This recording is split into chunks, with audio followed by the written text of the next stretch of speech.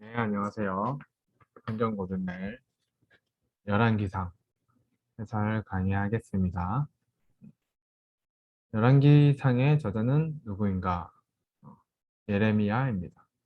눈물의 선지자라는 별명도 갖고 있는데요. 그래서 예레미야, 예레미야 애가. 그래서 책 제목이 그렇기 때문에 예레미야 선지자가 썼을 것으로 예상되고 있습니다. 2번 다윗 왕을 뒤이어 이스라엘의 왕이 된 사람은 솔로몬입니다. 솔로몬 어디서 많이 들어보지 않았나요? 네, 모두가 아는 그 지혜의 왕 솔로몬을 얘기하고요. 네, 솔로몬의 뜻은 평화하다. 평화, 뭐 살롬 이런 뜻과 비슷합니다. 그래서 평화라는 뜻의 지혜의 왕 솔로몬입니다. 3번은 밧세바입니다.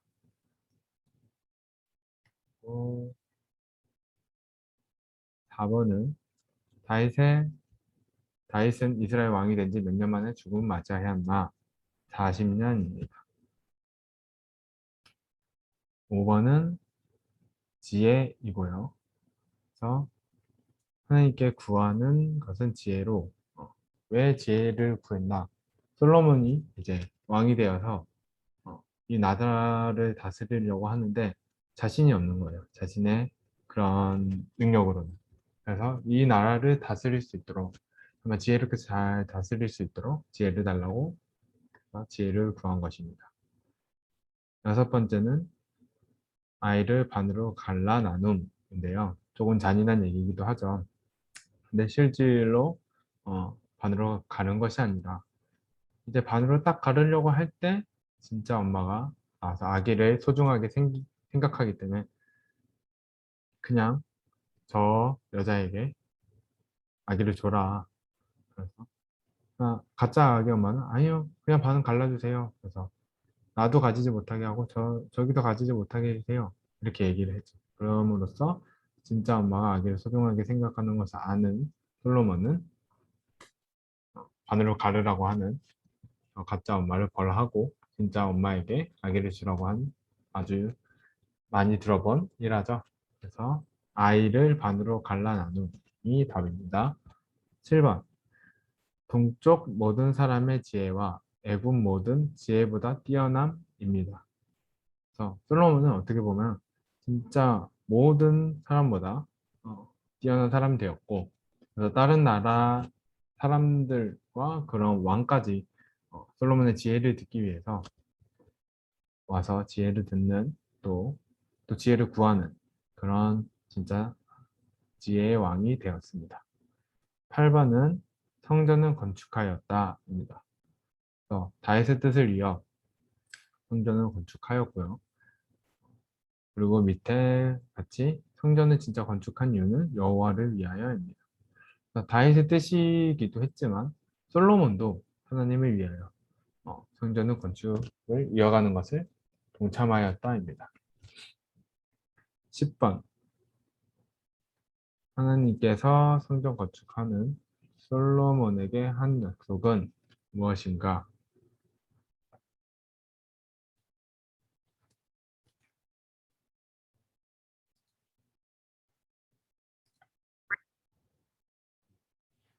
네, 다시 얘기해서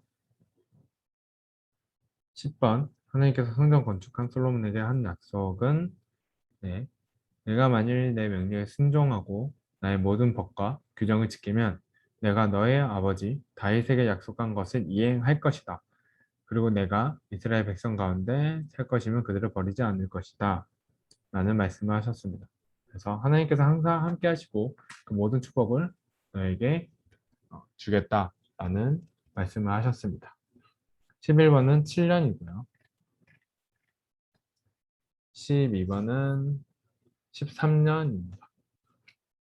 그리고 솔로몬은 본인이 왕일 때 준비한 금, 은, 기구로만 성전을 건축했다. 이거는 OX 퀴즈인데요. X입니다. 솔로몬 본인이 왕일 때만 준비한 그 금은 기구가 아니고 다윗 때부터 준비한 금은 기구로 솔로몬 때도 같이 준비하여서 성전을 건축하였다. 어, 다윗의 때부터 준비한 것으로 건축하였다 말입니다. 14번은 구름이고요. 구름은 곧 여호와의 영광, 하나님의 영광을 뜻하기도 한데요. 그 바로 밑에 나오죠. 15번. 여호와의 영광이 성전에 가득했기 때문입니다. 그래서 그리고 성전에 구름, 그리고 여호와의 영광이 성전에 가득했기 때문인데요. 그래서 하나님의 그 영광 앞에 엎드려지는 아무것도 못하는 그 영광 앞에 그런 묘사를 하고 있습니다. 16번은 14일입니다. 7일, 7일 이렇게 절기를 나눠서 되어 있는데요. 7이라는 숫자는 이스라엘 그 시대 때 완전수인데요. 그래서 7과 7, 완전한 앞에, 하나님 앞에 더욱더 완벽한 제사를 드리기 위한 절기를 지키지 않았나라는 생각을 합니다. 17번은 여호와의 성전과 왕궁과 밀로와 예루살렘 성과 하솔과 무기독과 게세를 건축하려 함입니다.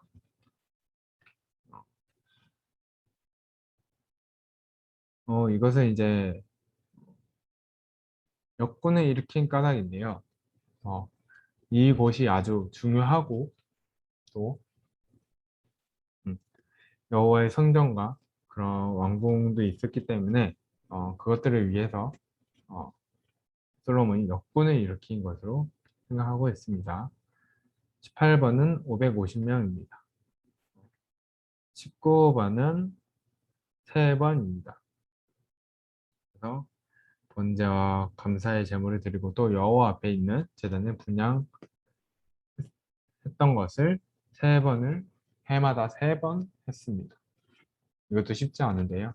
그럼으로써 이제 하나님께서 이 모든 것들을 솔로몬의 그 중심을 바라보심으로 인해서 그 3번을 하는 그 행동을 참 좋게 여기심으로 지혜를 주셨죠. 그래서 솔로몬의 그런 하나님께 예배드리는 모습을 볼 수 있었습니다. 20번은 스바 여왕입니다. 스바 여왕 같은 경우는 정말 솔로몬의 지혜를 어, 확인하기 위해서 여러 가지 문제를 시험하였는데 결국에는 솔로몬의 지혜에 감탄하며 하나님의 그 주신 그 지혜에 감탄하며 돌아갔는데 이제 나중에 문제가 좀 되긴 합니다. 나중에 성경 읽어보면 알겠습니다. 네, 21번 솔로몬의 왕이 바로의 딸 외에 많은 여인을 사랑하였다. 그중 성경에 표기되지 않은 사람은 누구인가? 표기된 인물은 모압, 암몬, 에돔, 시돈, 한 여인입니다. 그래서 이것을 제외한 인물은 X이고요. 그래서 이 5명, 모압, 암몬, 에돔, 시돈, 한 여인 이렇게 5명을 꼭 기억해서 나중에 문제에 틀린 것을 찾아내기 바랍니다. 22번 여호와께서 이스라엘에게 일찍이 통혼을 금지하셨다. 그 이유는 그들이 이스라엘 백성들의 마음을 돌려 이방 신들을 따르게 될 것을 염려하였음을 뜻합니다. 그래서 일찍 하는 통혼을 금지하신 이유는 이방 여인들을 또 뜻하기도 하고요. 그래서 이방의 신들을 따를까 봐 그 어린 마음에 그냥 아무 그런 분별력 없이 따르게 할까 봐 그것들 모든 것을 금지하셨습니다. 23번 좀 특이한 문제인데요. 솔로몬 왕의 후궁의 인원 A 그리고 첩의 인원을 B라고 할 때 B-A는 무엇인가? 답은 마이너스 400입니다. 나중에 한번 세보시면 좋을 것 같고 그래서 뒤에 마이너스가 더 크기 때문에 마이너스 400이 나오는 겁니다. 그래서 마이너스 400입니다. 이런 또 넌센스 아닌 넌센스 같은 문제를 우리가 또 준비할게요. 24번 솔로몬이 이방 여인들을 위하여 행한 죄는 여호와 앞에 온전치 못하고 신들에게 분향하며 제사할 수 있게 함입니다. 그리고 25번 이 나라를 내게서 빼앗아 신하에게 주는 것입니다. 그래서 솔로몬이 결국에는 지키지 않음을 써서 자신의 아들, 물론 솔로몬까지는 아들에게 주긴 했는데 그 다음부터는 결국 신하에게 주어서 그 나라를 이어가지 대를 잇지 못하도록 하셨습니다. 26번 솔로몬의 때 이스라엘을 빼앗지 않은 이유는 다윗이 내 명령과 내 법도를 지켰으므로 하나님이 다윗을 위해서 지키신 겁니다. 솔로몬을 위해서라기보단 다윗의 그 행실과 그 모든 것들을 위해서 지키신 것입니다. 27번 40년이고요. 28번 르호보암입니다. 그리고 르호보암은 남유다 왕이고요. 29번은 여로보암입니다. 그래서 여로보암은 북이스라엘 왕이 되면서 이 솔로몬 뒤에 이 두 왕으로 나눠집니다. 그래서 두 나라로 나눠짐으로써 남유다를 남유다와 북이스라엘 이렇게 두 나라로 나누어집니다. 30번 르호보암이 예루살렘에서 유다 족속과 베냐민 지파를 모은 용사의 수는 18만입니다. 18만 명입니다. 31번 여로보암은 백성들이 제사를 드리면 르호보암에게 돌아갈 것을 염려해서 두 금송아지를 만들었습니다. 이 금송아지의 뜻은 애굽 땅에서 인도하여 올린 너희의 신입니다. 그래서 출애굽 때도 아론이나 그 레이지파에서 아론이 모세가 왜 이렇게 안 내려오냐 백성의 그 원망 속에서 금송아지를 만들어서 이제 앞으로 인도할 신이다라고 하면서 만들었는데요. 우상 숭배를 하는 이런 잘못된 행동을 보이고 있습니다. 32번 여로보암이 만든 금송아지 각각 어디에 위치하였는가? 베델과 단입니다. 그리고 33번 3번의 그 징조는 제단이 갈라지고 그 위에 재가 쏟아지는 것입니다. 그리고 34번 여로보암 집에 재가 되어 그 집이 땅에서 끊어져 멸망하게 된 이유는 무엇인가 했을 때 산당의 제사장들을 세우고 그 산당을 제거하지 않았다입니다. 그래서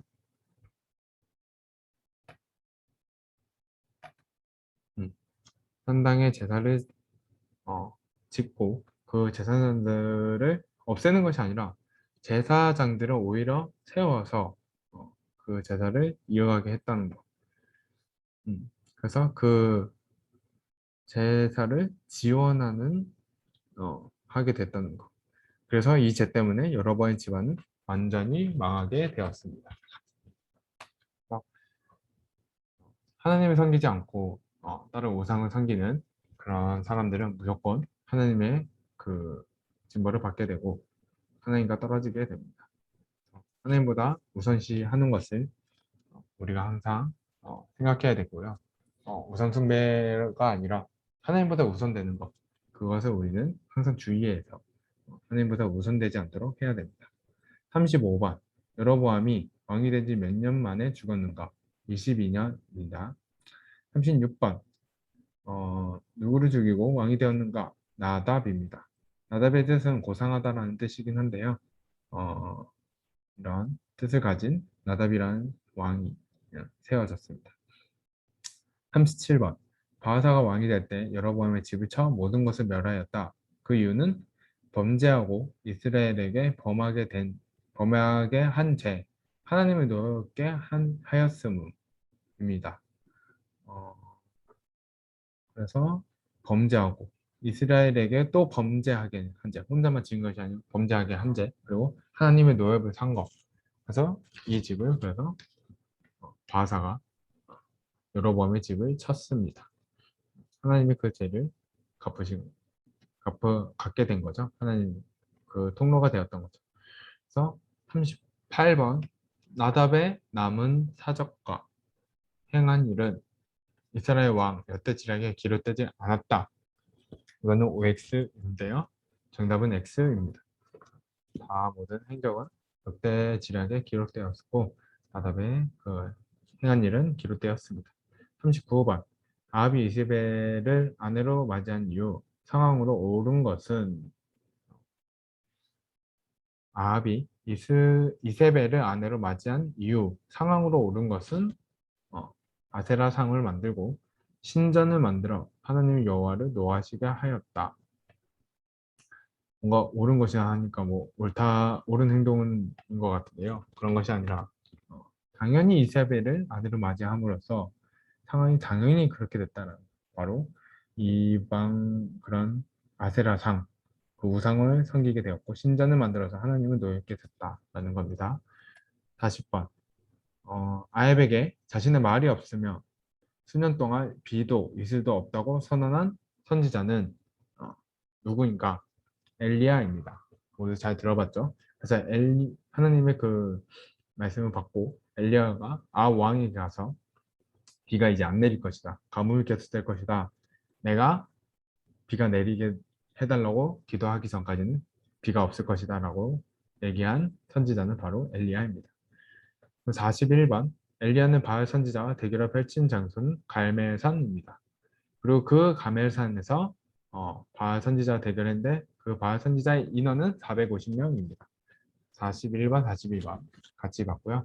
41번은 갈멜산, 42번은 450명입니다.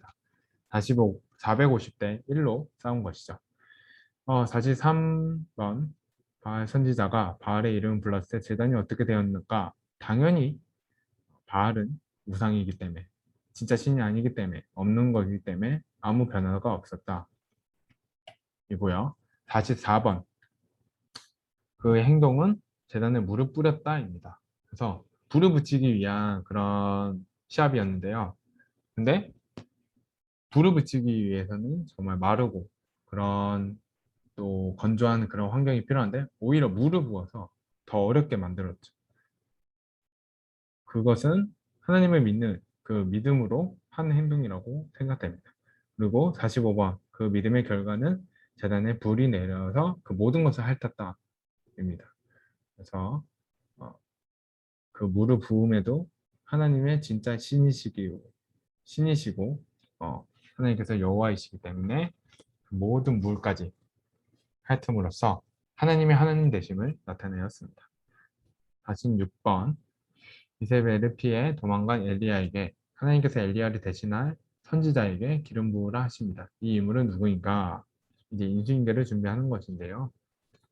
바로 엘리사입니다. 엘리사는 이제 엘리야가 이제 불병거를 타고 올라갈 때 그 겉옷을 집어서 하나님의 음성을 듣고 자신의 그런 스승 엘리야보다 갑절의 그런 능력을 달라고 얘기함으로써 하나님의 그 선지자를 계속해서 대신합니다.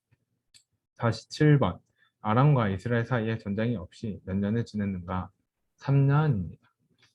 네, 이렇게 열왕기상이 끝나고요.